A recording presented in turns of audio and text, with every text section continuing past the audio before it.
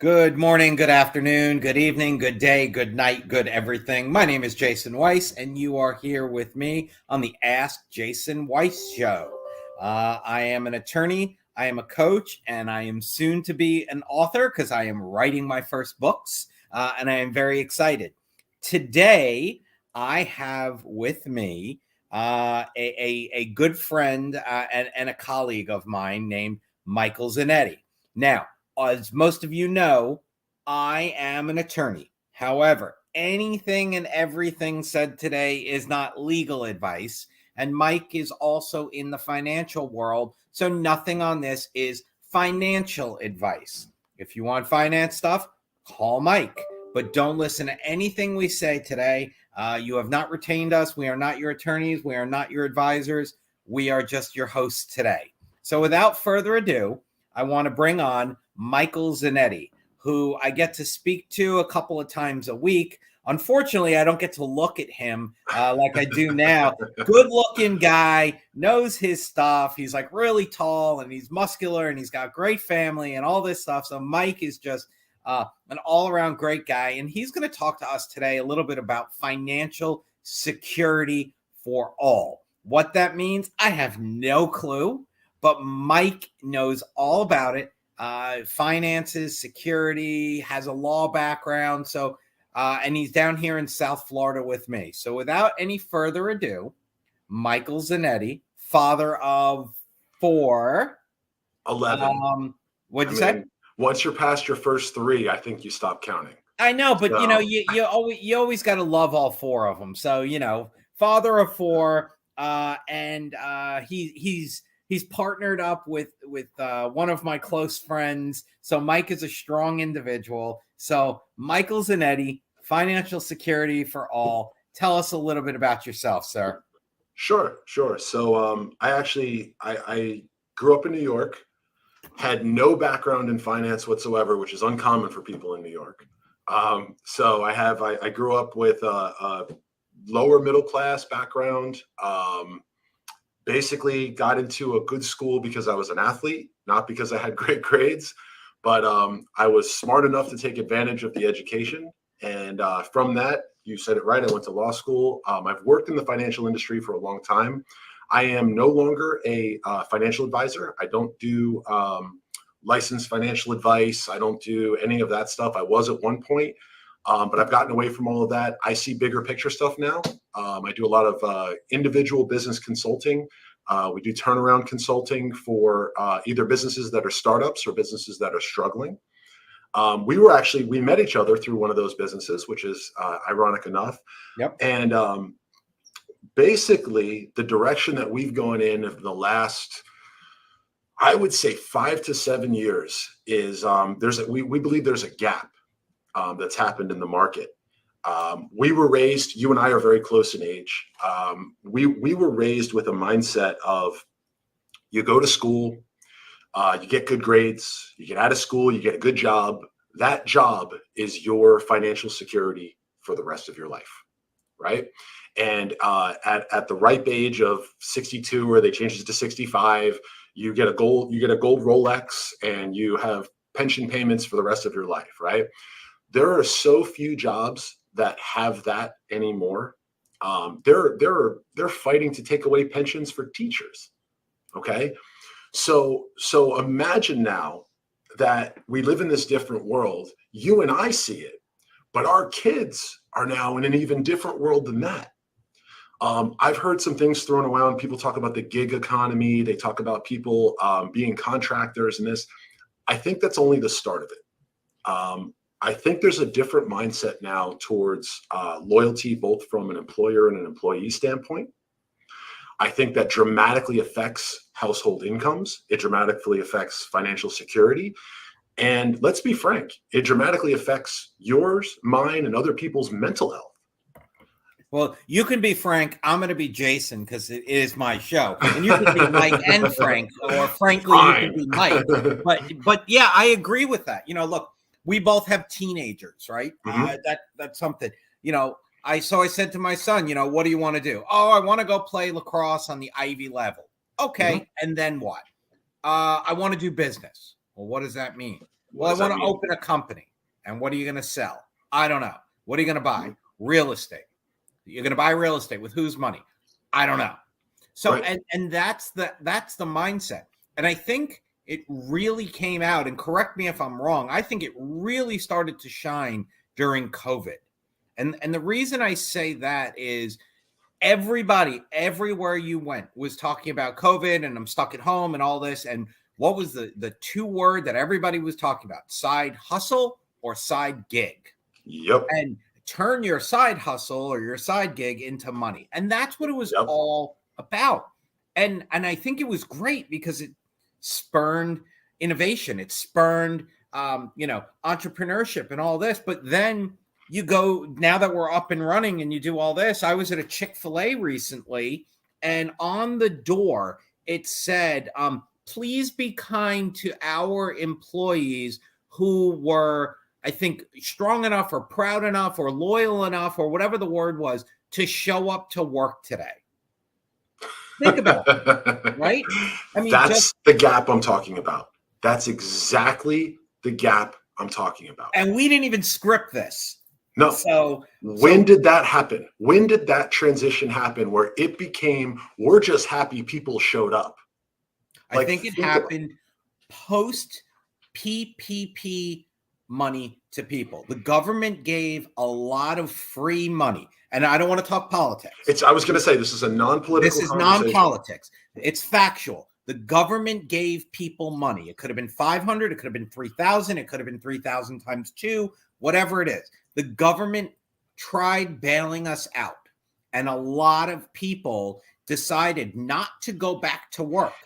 Why? Because they say to themselves, look, I'm sitting home with my family, doing things, enjoying my life, and I'm making more than I would have if I go back to my job.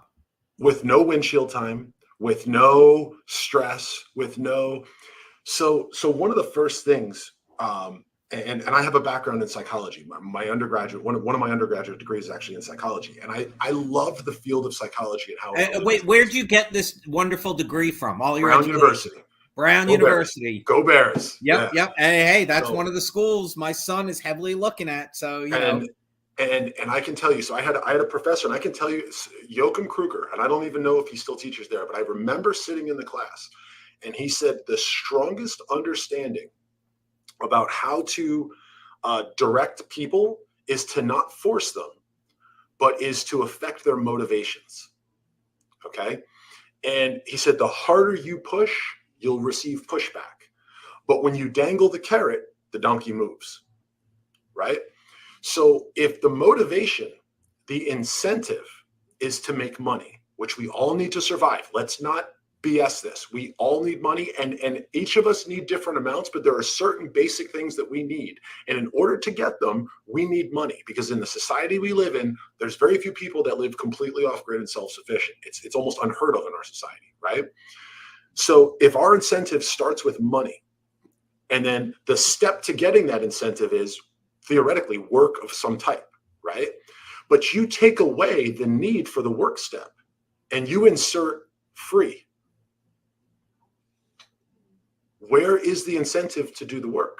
There is none. There, and, right? and I think what happened was I don't want to say spoiled. That's the wrong word. But that's the right word. No, that's the right word. We spoiled people's mental engagement to want to go do things. You spoil your kid, they don't value what $1 is. You are correct. You know, I'm guilty of it. I have a daughter, okay? I have one daughter, and I can tell you that one is enough, because daughters, they spend money like crazy, and you can't say no to me. I have trouble saying no to my wife. You think I can say no to my daughter? Are you kidding me? Now, my daughter, she never wants anything. So the occasional time when she says, Dad, can I or can I please? The answer is yes. My son... He's the spender of the two. He'll be like, yeah, I decided to go out with friends with dinner, and you always pick up the bill for friends, so I picked up the bill. Dude, no, I don't need to treat 16-year-old boys to yard. You don't want to. I know how much those food bills look like. Trust me, I got teenage boys and teenage athletes. It's crazy. Yeah, but I think part of the problem is, and I'm not knocking people, it's just human nature. People were getting paid to stay home and not work. And they could start with their Yes. side hustle, and their side hustle, be it be making candles, making art, It doesn't matter selling what drop it is. ship, doing all this. It was Doesn't matter there, what it is. and you didn't need that income. That was extra money. That was, okay, now I could go ahead and order the Lego set I wanted, or I could, put the lights on my car, or I could do, I could plan a trip. So it's interesting because I've always believed, and this is my personal outlook. This isn't something that I was taught. This is just my personal perception. So this is not financial or legal advice. All of our listeners and no, watchers, this is personal. This is Mike Zanetti's personal belief, not opinion, belief. Okay, now go ahead. Can I go? Okay, perfect. Do we need to put a disclaimer across the screen? Nope, we're good. Okay, just good. So I always believe that there's a natural time. Let's call it time, effort, energy in one box. And that directly correlates, right, on the graph to the amount of money that you earn. Okay. Lawyers charge a per hour rate. Okay.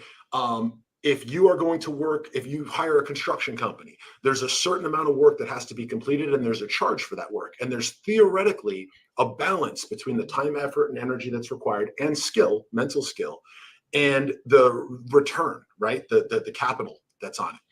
And obviously, if that's a correlation, all of us are motivated to get the maximum return for the minimum amount of time, effort, and energy. Fair enough. I mean, we can all, I think that's pretty agreeable. So if you start making it, so I don't need skills, I don't need time, effort, or energy, and I get money. As long as I get a certain amount, I'm pretty damn good with it, right? I'm okay with it. Now, of course, there's more. There's a natural human incentive that's greed. We like to spend money. We like more things, and I'm not talking about the Ferrari.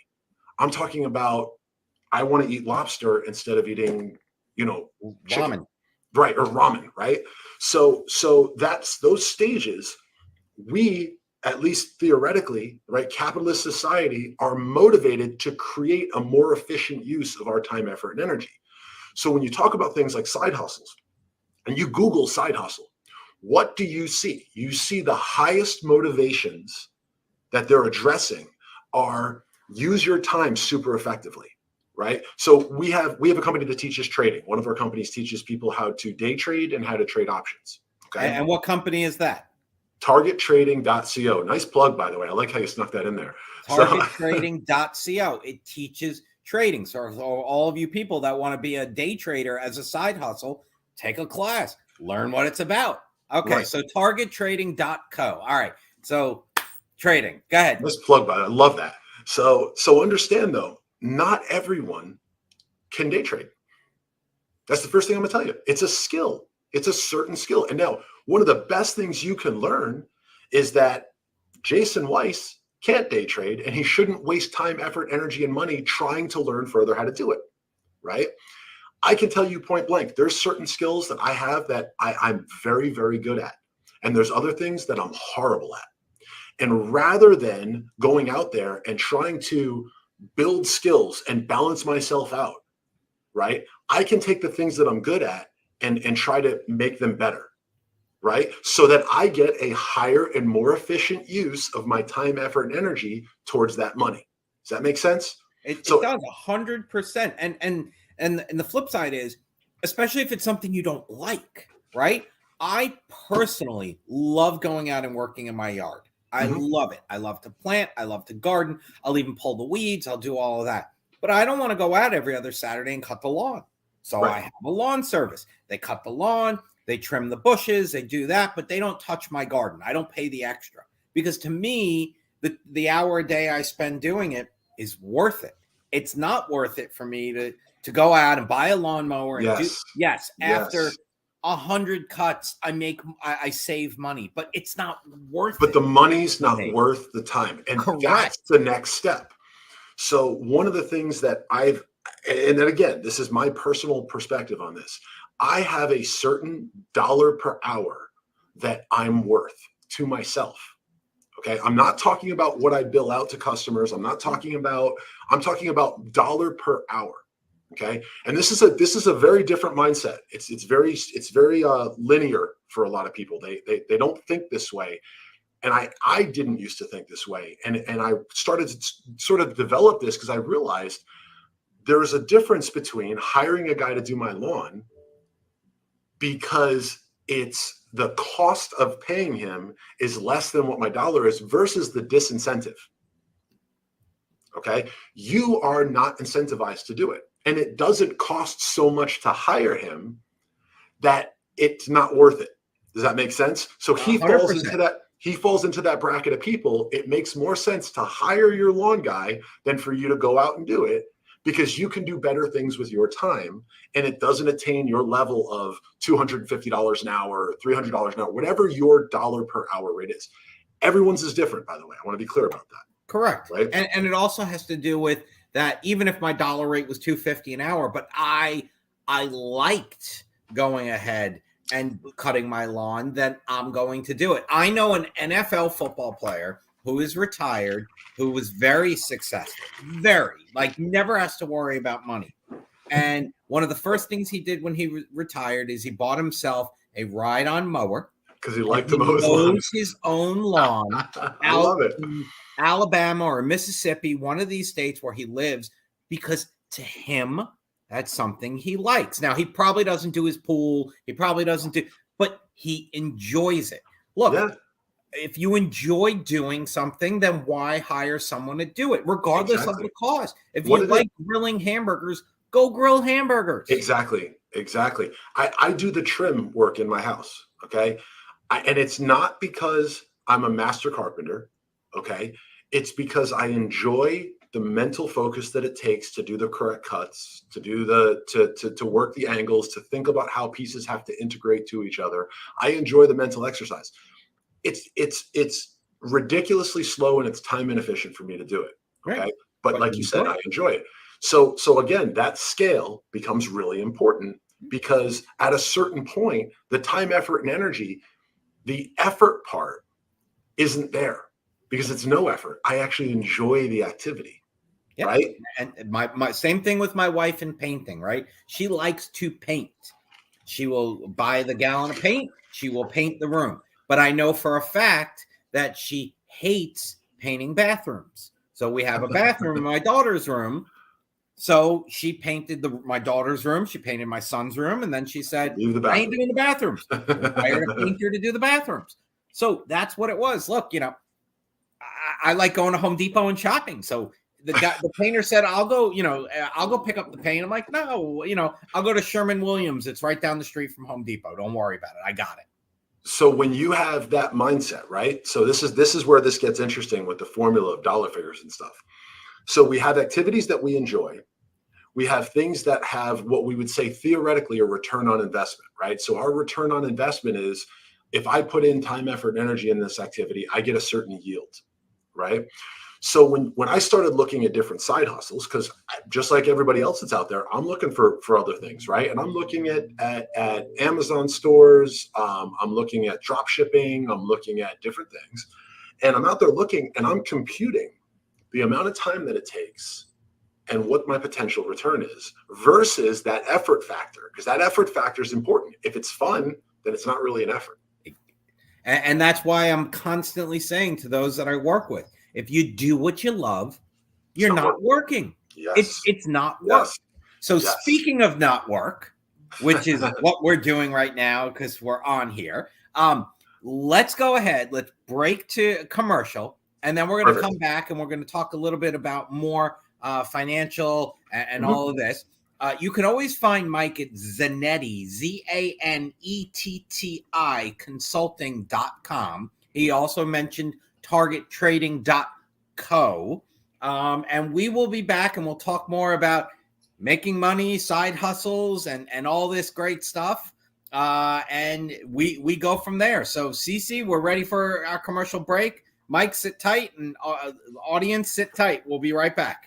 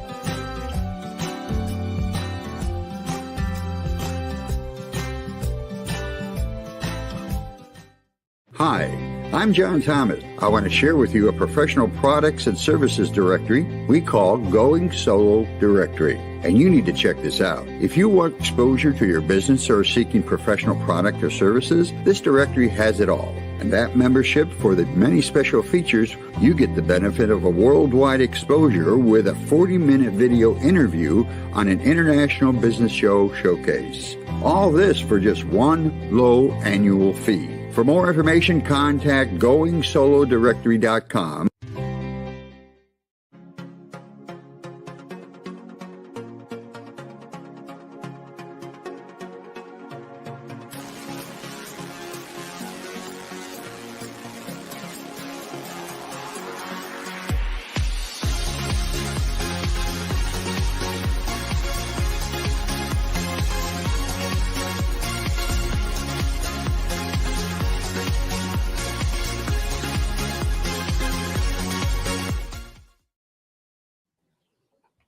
Hey everybody, welcome back. Ask Jason Weiss. I am your host. Although I am an attorney, nothing is legal advice. And although Mr. Zanetti, who is our guest today, is in the financial world, nothing is financial or legal advice from either one of us.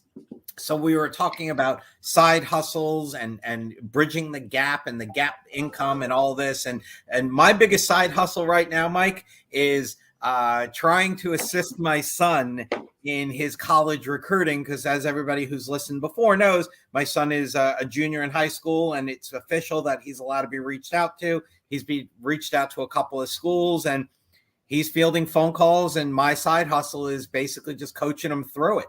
And I know, Mike, you've been through it personally and with kids, so you get it, and you're a great resource. So anybody that wants to talk sports and recruiting, Mike knows that. But let's get back into I guess the ROI is the best way to put it, meaning return on investment. Right. Someone said it yesterday that every day you wake up with like 17,000 something, and I think it was seconds in a day. And every day, that's what it is. How do you want to do that? What is the value of each second, each minute, each hour? And you got to figure it out. And again, I said it. I love one of the things I like doing is growing, roasting, and brewing coffee. It's less expensive to do it than to go and buy Starbucks and all of this. But going into Starbucks, I could just pull in and walk out with my cup. Right. It takes a whole process. But why? I enjoy it. It's the first thing I do in the morning. It helps me wake up. I smell that coffee. I'm like, all right, body, time to wake up. Yep. And I think the younger generation, I'm mid to late 40s. So the younger generation always had it, I guess, righter, if that's not the right word, but righter than us. Meaning I've had people that worked with me in the past that 5:30 rolls around and they're like, it's 5:30, I'm off to the gym. Well, what about your work? I'll get to it tomorrow. Yep. Well, and these are the people that didn't care about, you mentioned a Ferrari. Their aspiration wasn't driving a Ferrari, isn't owning a 10-bedroom home and a 7, bathroom home. That's not their aspiration. Their aspiration is pay the rent, do whatever, have money to travel, and be able to go out, eat, and work out. And that I can't disagree with that mindset, but it doesn't resonate with me. Right. So a lot of what you're saying, and this is a conversation, I have this conversation regularly with my kids, but when I step into my different companies, I treat a lot of my employees as we're very close. The culture of all of my companies is very close personnel. I know about their lives. I know who's having babies, who's doing this. I mean, I just have a very close understanding with my employees. I don't even like using that word, right? With the people that I work with. Yeah, but people I work with. Yeah, my team members, the people that I work with. Yeah. And I'm going to use one guy as an example. He is a very good salesman, very good. There's a difference between a quality salesman and someone who comes across a little sleazy. This guy doesn't come across sleazy. He's a very good salesman. He knows how to motivate people to get them to the sale. He understands how to have a good quality consultative conversation, okay? He said, my wife wants to move to France. You know what my answer was? Can you do everything you're doing here from France? Yes. So you know what he did? He lives in France. He's got a lake house. Okay. He gets up in the mornings and walks out to his lake and does his thing, and he gets his work prep for the day. He works a full business day with me, puts up great numbers every month. All right. But he lives in France. And that's what he decided he wanted to do. We had another guy work for me for a long time. He was traveling constantly, but you know what? During the work hours, he was in front of his computer. He was on the phone. He was on cruises. He was in Colombia. He was in Mexico. He was all over the place, but he was getting the work done. You just said something, and I couldn't agree with you more. The younger generation, in my opinion, has it mentally understood better. They're looking first at what makes them happy and then building around it an infrastructure. I think, and maybe I'm wrong here, but I think I was sold a lie when I was younger. Okay. And the lie was get good grades, go to a good college, you'll have a great career, and you'll have a family, and you'll have all these things. Right. So I did have a good career. It was miserable though. It was absolutely miserable. I was working big corporate. I'm not going to name any names, but big corporate. I worked right up the ladder, right? Got everything done. I was making insane money, but it wasn't worth it. I was miserable every day when I got up. I talked to my son about it, and the first thing out of his mouth is, I don't want that. I don't want that life. I want to be able to do the things that I enjoy.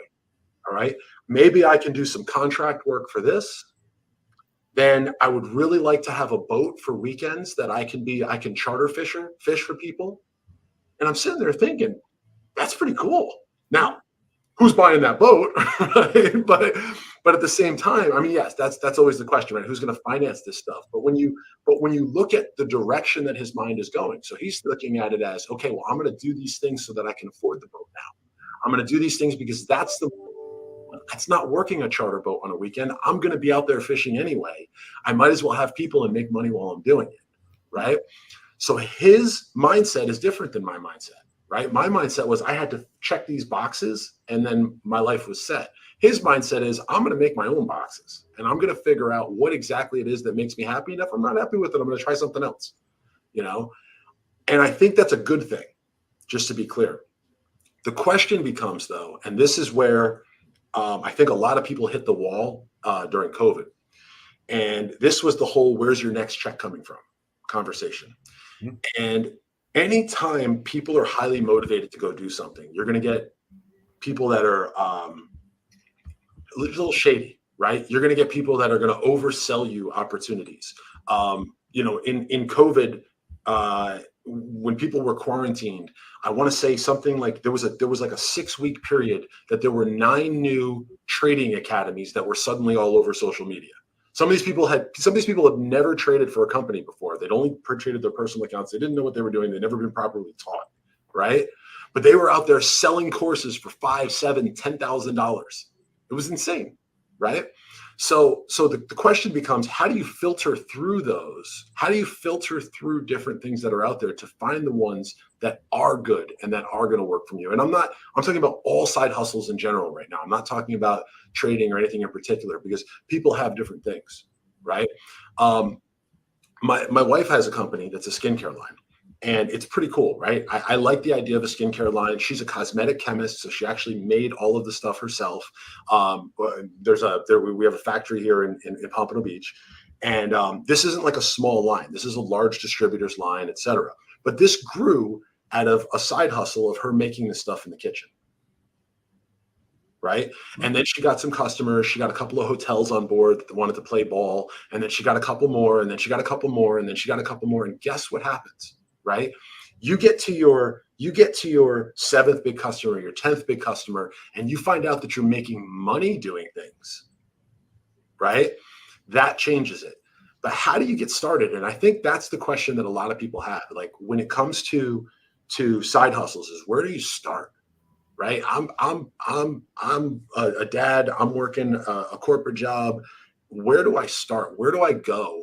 And I think, to get started, to get that initial education, to get that initial tease in the industry of whether it's trading or Amazon stores or wherever, where do you go to get that? And I think there's there's something missing in the marketplace, which is kind of like an underwriting for that of this. These are the best. These are the companies that we look into. I think everybody goes to Instagram, and whatever pops up in their feed first is where they try it. Ad.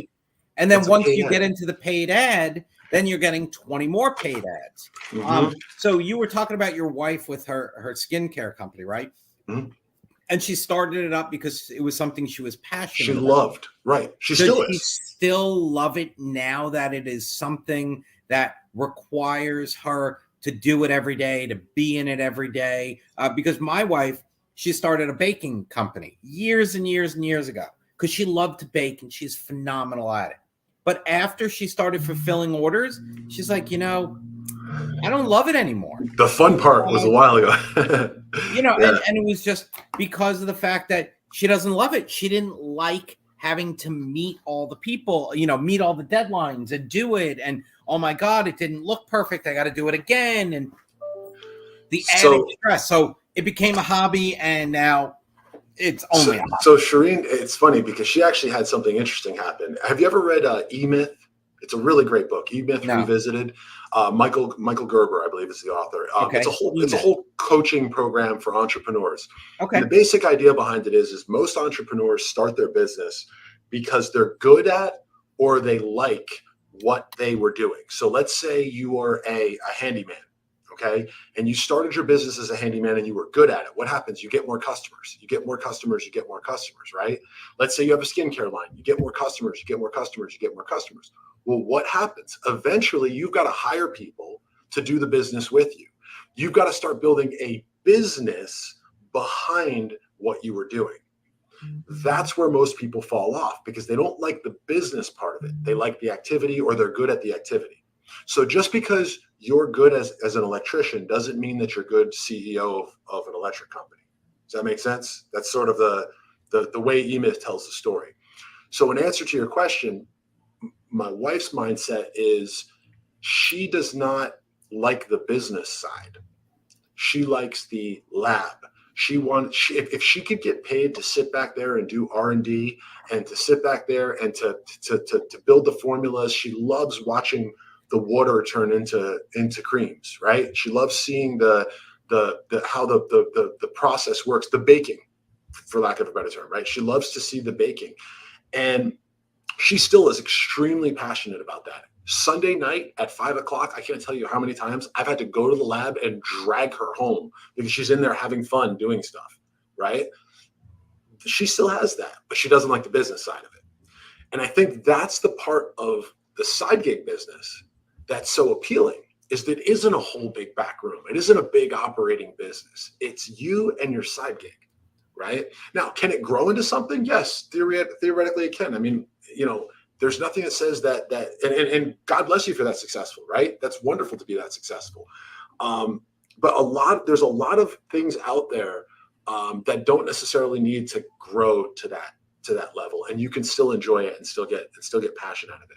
I'll tell you, one of my sons is an absolutely phenomenal basketball player, and he was out playing at the courts one day. And I encourage my kids to both work and to play sports. I think they're both really important for development, right?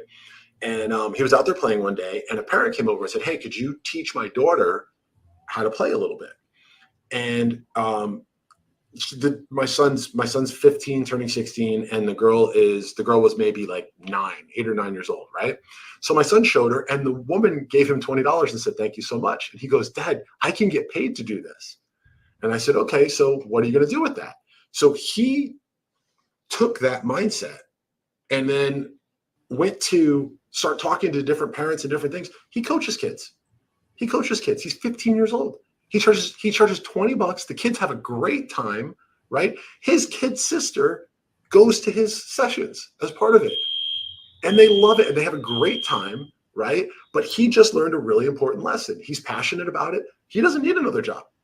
Right? How many kids that are making $40, $60 an hour, right? Yeah, doing something that they love. My son is too. My son started doing lacrosse training, and a couple of people around said, "Hey, we know you're only a 16-year-old, but Doesn't matter. Can't charge less than a certain amount because it hurts us. It hurts us all. Now, Right. one of the things that this show, this platform, this Going Solo Media, this started as a side gig, one show, and now look where it is. It's all over the place. Millions and millions 5 million of viewers or something like that. It was crazy. It's absurd. So this started as a side hustle. Why? Because it was something that Cece was passionate about, something that she loved. And again, you find that passion, you find that love, and you hear it all the time. Chase your dreams, find your passion, find your love, and the rest will follow. Okay, find your passion, find your love. It'll make you happy. You still need to make money. Need to make money. We got a handful of minutes left, and I want to get into. So what financial security for all? What the heck does that mean? Okay. So remember we were talking about that dollar figure per hour? You said 250. Just whatever it is, 250, 500, $100, 75, 50. I hear different numbers from different people. Let's do 100 just because it's a simple number. Yeah, 100. So here's the thing with that number. Finding things that can give you that number. You have to think of it in two stages, right? And I think of it as the lawyer, right, who has to bill per hour.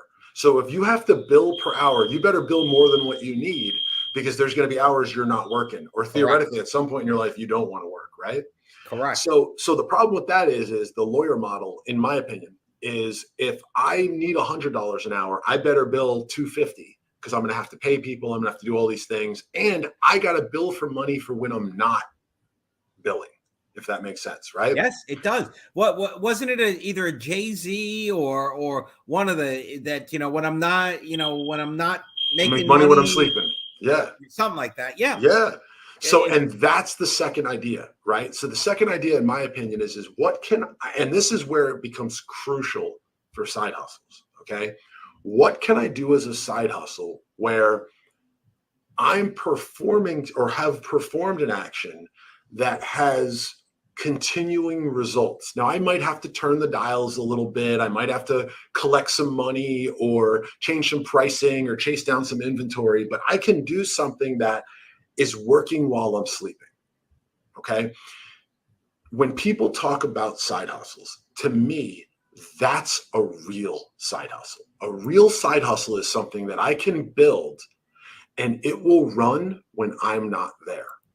Okay. Because if I have to be there, all I'm doing is trading time at my job or with my kids or in my yard doing yard work for making a little bit of extra money.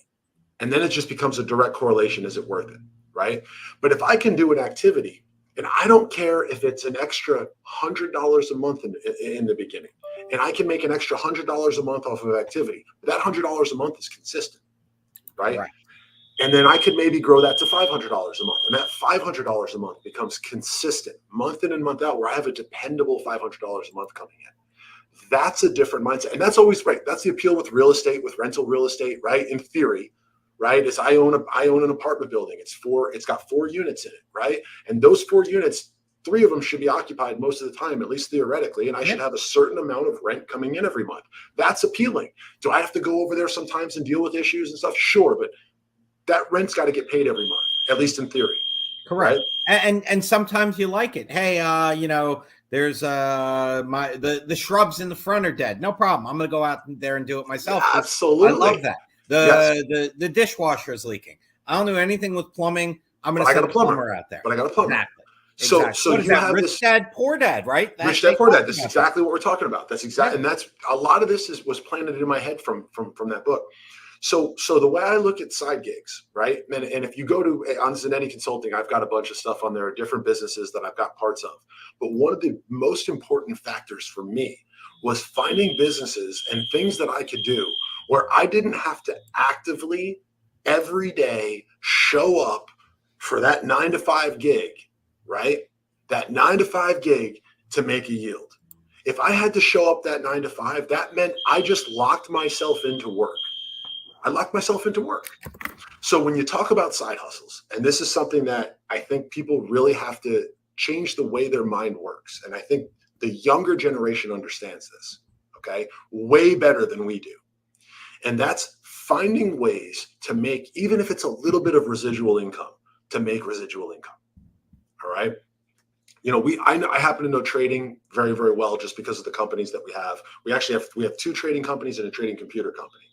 And the biggest thing that the best part of that side of the business is I can put in an hour, 2 hours a day trading max. Rarely is it 2 hours, right?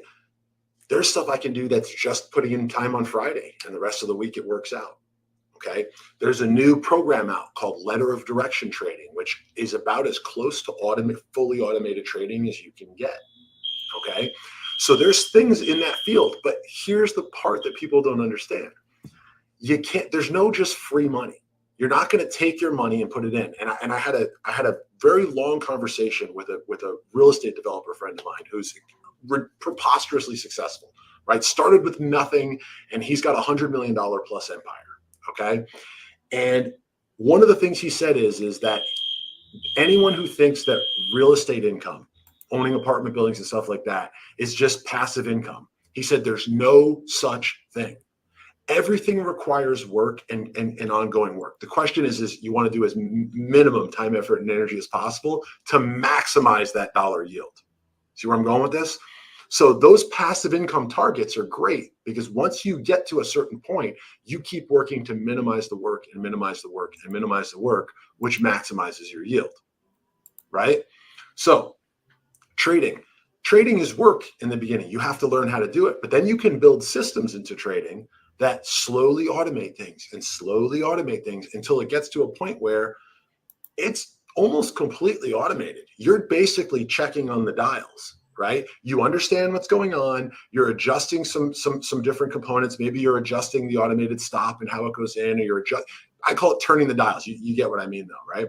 So if you can get to that level where you're making those adjustments and it's just a consistent role for you, right? Your mindset is now, okay, I have that. Now can I go find another side hustle?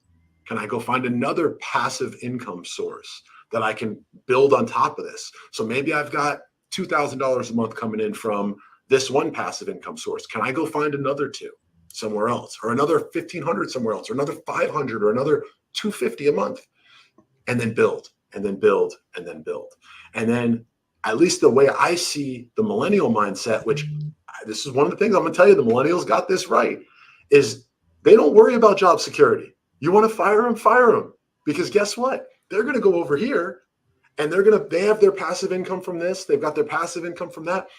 I was speaking to someone who I wanted to hire them, and they were right.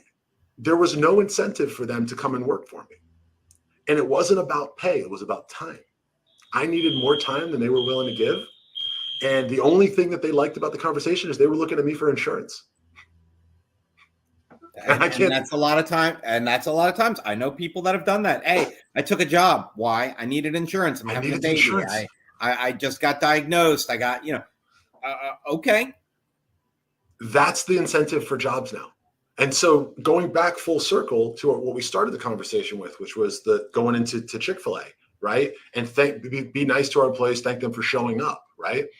It isn't that crazy when you think about the world that they grew up in, and the world that they have in front of them, And there's one more thing, because I know we're running short on time, and I think this is a terrible disincentive that we've given to people, and it has to do with social media and information. You can't turn on the news or look at your news feed on your phone and see an athlete that's not making $50 million a year, or an entertainer that got paid $75 million for a movie. And I think, and you see it with entrepreneurs, so-and-so. I just read an article about the CEO of Lucid makes $340 million a year. Okay, Lucid, is Lucid even a profitable company? I don't even know if they're a profitable company. This guy's making $340 million a year. Or Bosa just signed the largest NFL contract this morning, right? Yeah. Great player, but why should he make $75 million a year when the teacher that's teaching my kid is making $50,000, or let's be nice, $75,000? So they're making 1% of what this athlete makes. Less, come on. 1/10 of 1%, right? So you have, and that I think is we're doing something wrong to this generation with this over information about these dollar figures. Yeah. And it's preposterous, the size of these dollar figures. Let's just be blunt with each other. $100 million used to be a lot of money. All right. It's still a lot of money to me. You know what I'm saying? So having kids read that and see it and understand that number, I remember having conversations with my dad about how $1 million was a huge amount of money. It's still a huge amount of money. But to kids, it isn't, because they see these athletes that have these numbers and these entertainers. And I think that peeling people away from that mindset and realizing that it's okay. And this is where the last piece on financial security. What is it that you really need to survive on, right? When someone says, oh, I need 10 million, or I need 5 million, I need 2.5 million, how much do you need every month? How much do you need a month to pay all of your bills and have a little bit of fun? Okay. Pay all your bills and have a little bit of fun. Maybe have a little bit left over to kick back into the big bucket, right? So when you talk about retirement, I think we get this thing where you need an infinite supply of money, but you really don't. What is the dollar figure that you need?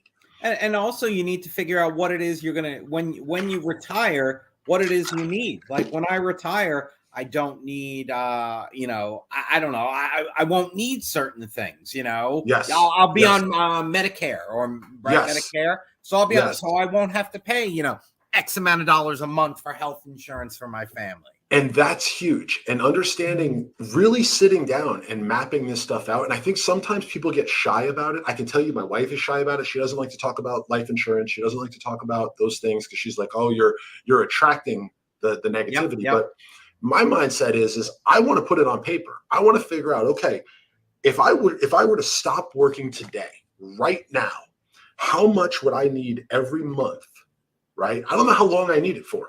I'd be broke in 6 months or less. I can tell you that. Okay. So how much do you need every month to pay all of the bills that you have and to live the lifestyle that you want? Let's talk about not that you want, not that you need to eat ramen and whatever, right? But let's talk about what you actually want. But also maybe not eating lobster every night for dinner. Maybe you're just going to have a chicken cutlet with a salad and a pasta. There's nothing. There's nothing wrong with that.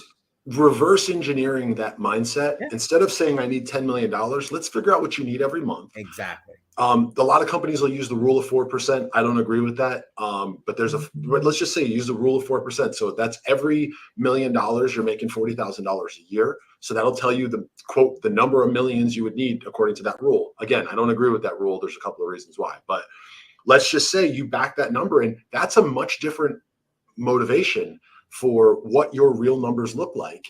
And suddenly it puts things like retirement in perspective, right? It puts real retirement in perspective. It puts real walking away. So Mike, so when are you going to retire? I am retiring at 52 years old. Okay. I'm actually not, this is something I put a lot of thought into. I'm walking away at 52 years old. Now I will never truly completely retire. Okay. But at 52, at 52, I'm going to be writing full time. And I'm going to be doing coaching full time, not necessarily athlete coaching, but coaching different business owners. So guess what? Right now, we're going to pretend Mike is 52 years old, and Mike is going to be retired because we ran out of time, and there's our buzzer in the background. We're going to pretend Mike is 52, even though he's a young guy, and he's not 52 yet, and 52 is still young. So what we're going to do is I'm going to have Mike back, hopefully in about 60 days, so that we can continue this more. I usually ask one tough question at the end of the show. I'm going to save that for next time. Because we did run long, and I don't want to get smacked on the wrist and all this. So so Mike, thank you so much. Zanetti Consulting, ZANETTI Consulting.com. You can also check out TargetTrading.co. Check him out on LinkedIn, I think Instagram, Facebook, all that good stuff. Yep. Check them out, learn what to do, learn a side hustle, learn how to trade. CC, who's in the background, who made this show that started as a side gig with one show, and now look at us now. Thank you, thank you, thank you. I appreciate all of you. I'll be talking to you a lot more about my book that I'm writing. Hopefully by the end of the year, it'll be done. AskJasonWeiss.com. Everyone have a wonderful weekend and stay safe. We got Hurricane Lee out there. Don't know if it's going to affect any of us, but everybody keep an eye on it. CC, Mike, thank you all. Jay, thank you, man. Talk to you later. Pleasure. Bye.